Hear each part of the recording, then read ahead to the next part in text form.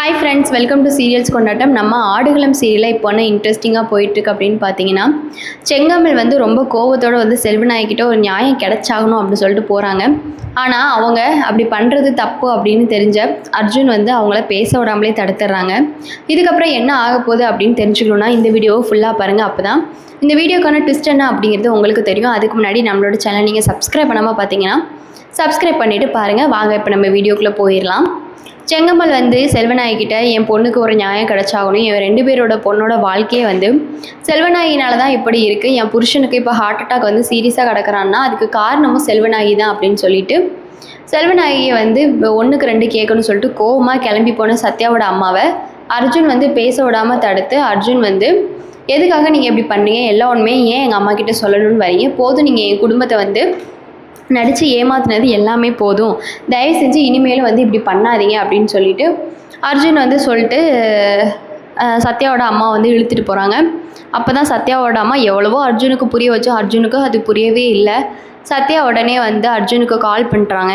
கால் பண்ணோடனே அர்ஜுன் வந்து இந்தாங்க உங்கள் பொண்ணு தான் வந்து கால் பண்ணுறா அப்படின்னு சொல்லிட்டு காலை வந்து செங்கமல்கிட்ட கொடுக்குறாங்க. செங்கமலும் வந்து என்னம்மா சத்யா சொல்லுமா அப்படின்னு சொல்லி கேட்கவும் சத்யா வந்து அம்மா எதுக்குமா இப்படி பண்ண, ஆல்ரெடி இங்கே அவ்வளோ பிரச்சனை இருக்குது, நீ ஏம்மா தேவையில்லாமல் இப்படி பிரச்சனை பண்ணுற, போயிட்டு இப்படி தனியாக போய் சிக்கிறியம்மா, அங்கே ஸ்ருதியிலேருந்து எல்லாரும் விஷமாக இருக்காங்க, உன்னை ஏதாச்சும் பண்ணாங்கன்னா என்னம்மா பண்ண முடியும், எதுவுமே அங்கே நடக்கலம்மா, நீ எதுவும் சொல்லலைம்மா அத்தைட்ட, தேவியோட அக்காவோட வாழ்க்கை நல்லா இருக்கணுமா, அதுக்காக தானம்மா நான் இவ்வளோ போகிறானே, ஏமா நீ அதை புரிஞ்சுக்க மாட்டேங்கிற அப்படின்னு சொல்லிட்டு கேட்டோன்னே உடனே வந்து சத்யாவோட அம்மா நீ என்னம்மா பேசிகிட்டு இருக்க, நம்ம தேவிக்கு இப்படி நடந்தது காரணம் அவங்க தானே, அப்போ வந்து நான் போய் நியாயம் கேட்கணும்ல அப்படின்னு சொல்லிட்டு அவங்க சொல்ல உடனே சத்யா வந்து வேண்டாம்மா, நீங்கள் அப்பெல்லாம் எந்த நியாயமும் கேட்க வேண்டாம், அக்காவோட வாழ்க்கை நல்லா இருந்தால் போதும், இப்போ தான் அக்காவோட வாழ்க்கையே வந்து சரியாக இருக்குமா, அதனால் தயவு செஞ்சு இந்த மாதிரி நடந்துக்காதீங்கம்மா, நான் அப்பா கூட ஹாஸ்பிட்டலில் தான் இருக்கேன், நீங்கள் அங்கேருந்து கிளம்பி ஹாஸ்பிட்டல் வந்துடுங்கம்மா அப்படின்னு சொல்லவும் அர்ஜுன் வந்து செங்கமலை கூட்டிகிட்டு வாங்க தயவு செஞ்சு காரில் இருங்க, என்னை இன்னும் கோவப்படுத்தாதீங்க,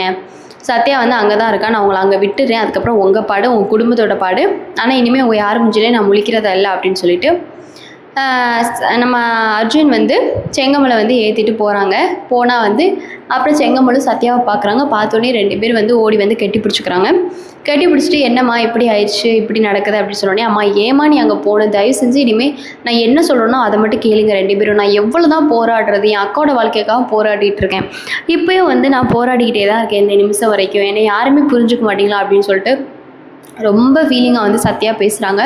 உடனே சத்யாவோட அம்மா தயவு செஞ்சு என்னை மன்னிச்சிருமா, நான் பண்ண தப்புதாம்மா, சரிம்மா என்னை மன்னிச்சிடு, இனிமேல் வந்து நான் வந்து நீ என்ன சொல்கிறியோ அதை தாம்மா கேட்டு நடந்துப்பேன் அப்படின்னு சொல்லிட்டு மன்னிப்பு கேட்டுறாங்க. உடனே சத்யா சரிம்மா விடுங்கம்மா, என்னவோ ஏதோ விடுங்கம்மா, எதுவும் யோசிக்காதீங்க, அந்த செல்வநாயகி என்ன தான் நம்ம வீட்டுக்கு துரோகம் பண்ணாலும் இதை என்னால் அர்ஜுன்கிட்ட புரிய வைக்க முடியாது, ஆனால் நான் ஆதாரத்தோட என்னைக்காச்சும் ஒரு நாள் ப்ரூவ் பண்ணுவேன், அதுவும் இல்லாமல் அர்ஜுன் கூட நான் வாழ விருப்பம் இல்லைம்மா அப்படி சொல்லிட்டு சத்யா வந்து சொல்லிடுறாங்க. உடனே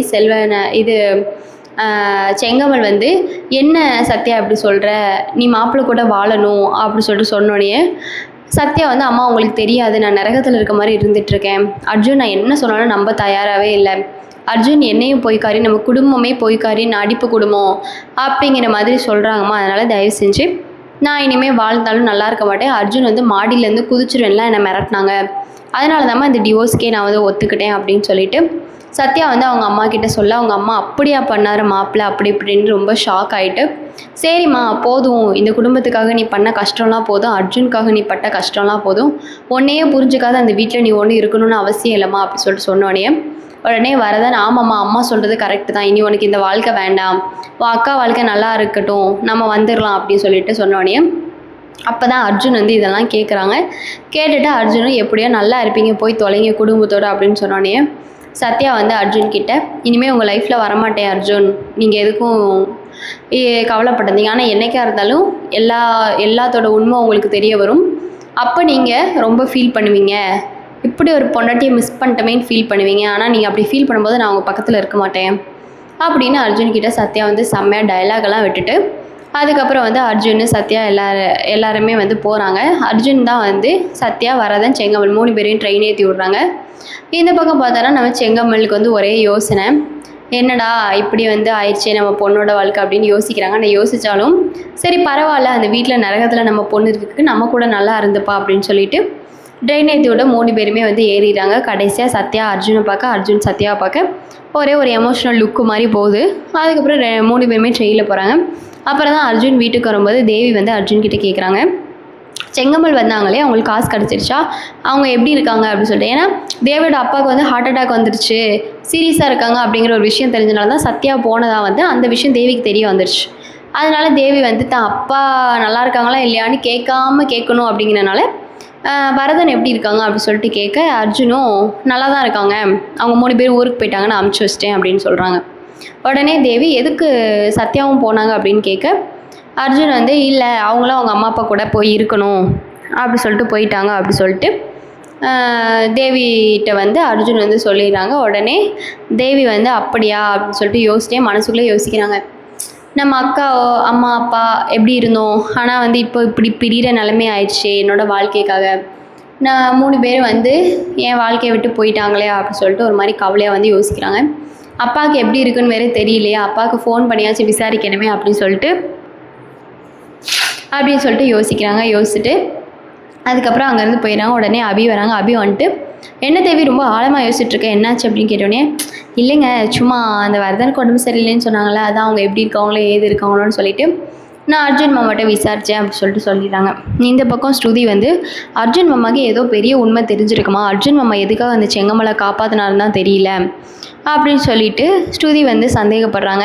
ஸ்ருதியோட அம்மா அப்பா சும்மா இருப்பாங்களா, ஸ்ருதி சந்தேகப்படவும், ஆமாம் என்ன வேணால் இருக்கலாம், இதுங்க குடும்பமே சேர்ந்து நாடகம் தான் போடுதுங்க, அர்ஜுனுக்கு எனக்கு தெரிஞ்சு தெரியும் தான் நினைக்கிறேன், அன்றைக்கி வந்து சத்யா பற்றின உண்மையை வந்து நான் வந்து சொன்னப்போ அர்ஜுன் தான் வந்து இந்த குடும்பத்தையே வந்து காப்பாற்றினாங்க, அர்ஜுன் தான் வந்து இல்லை சத்யா சொல்கிறது தான் உண்மை அப்படின்னு சொல்லிட்டு அர்ஜுன் தானே உதவி செஞ்சாங்க, அப்போ அர்ஜுனுக்கு வந்து இந்த விஷயத்தில் ஏதோ ஒன்று தெரிஞ்சிருக்கு அப்படின்னு சொல்லிட்டு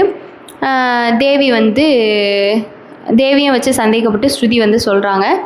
அதோட ஸ்ருதியோட அம்மா அப்பா ஆமாம் இந்த அர்ஜுனுக்கு ஏதோ தெரிஞ்சிருக்கு அப்படின்னு சொல்லிட்டு ஸ்ருதியோட அம்மா அப்பா வந்து சந்தேகப்படுறாங்க.